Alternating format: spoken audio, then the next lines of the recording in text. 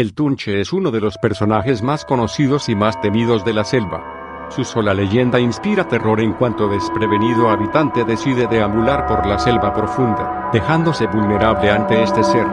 Según cuenta la leyenda, el Tunche no es realmente maligno, pero tampoco benigno. Este demonio de la selva actúa de acuerdo a cómo es la persona que acecha. Si es buena, dará un mensaje de buen presagio, pero si es mala, está perdida. Como parte de sus artimañas para confundir a sus presas, el Tunche no posee un aspecto fijo. Se le ha visto con forma de ave, como un brujo y, en algunos casos, como un ser querido. Todo para atraer o alejar a una persona de un grupo. La característica principal del Tunche es su silbido. Se dice que es un agudo y desgarrador sonido que avisa de su llegada a un lugar, pero que también puede deberse a la posible captura de una presa.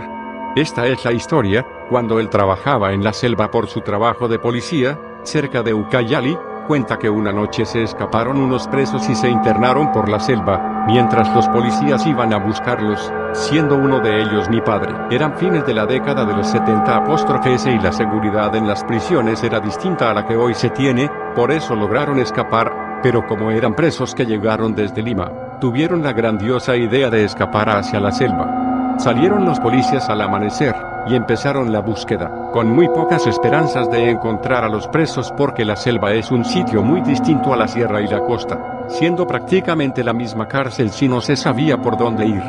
El grupo de efectivos policiales iban preguntando de aldea en aldea e internándose poco a poco hacia la selva, cuando al caer la noche cuenta, mi padre, que ya se encontraban de regreso a pocas horas del campamento policial sin ningún resultado alentador y ni rastro de los presos, cuando al acercarse un poco al río que cruzaba cerca, uno de los policías que era de la zona les dijo que no hagan ruido y que se agachen con él a la ribera, atrás de unos matorrales.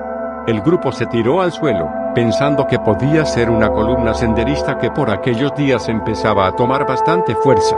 Sin embargo, cuando todos estuvieron en silencio vieron una luz que flotaba, literalmente, sobre el río. Sorprendidos más que asustados, le preguntaron en voz baja al colega que les había dicho que se coloquen tras ese matorral, y este les contestó que por nada del mundo vayan a hacer ruido hasta que pase. Ese es el Tunche, el espíritu malo de la selva.